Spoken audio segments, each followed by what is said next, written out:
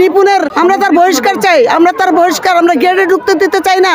হাতে হাত মিলেছে, ফুলের মালা গলায় দিল, মিষ্টি খেলো, তারপরে কি হয়? আর তারপরে কি করে সে কেস ফাইল করে?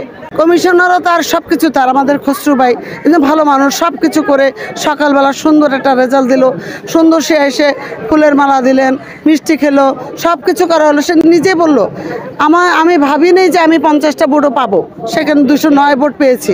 সেই মহিলা কি করে 27 দিন 1 মাস পরে আজকে আবার দীপজল ভাইয়ের বিরুদ্ধে দাঁড়ায়? একের পর এক খালি এবার এরকম খেলা খেলতেই থাকবে। আর আমার এই শিল্প সমিতিকে দাঁড়াবে না, দাঁড়াবে না। সেই যে একজন শিল্পী, তাহলে তাকে সে কিসের শিল্পী আমাকে বলতে হবে? অবশ্যই রেপুটেশন নষ্ট হচ্ছে, কেননা আগে তো এরকম ছিল না কখনো। একদল হারবে একদল জিতবে, এটাই নিয়ম।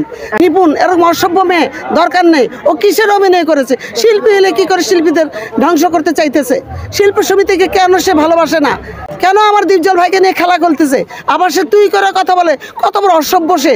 ফিল্ম ধ্বংস করতে চাইতেছে শিল্প সমিতি সবার জন্য, ওর বাবার কিনা নয়, যে আমাদেরকে এভাবে একের পর এক। একটু বলবেন নিপুণ কি অন্যায় করেছিল যদি একটু বলেন। আমরা তো তার অন্যায় কোনোদিন বলি নাই। এখন কি অন্যায় করতেছে আপনারা দেখতেছেন না?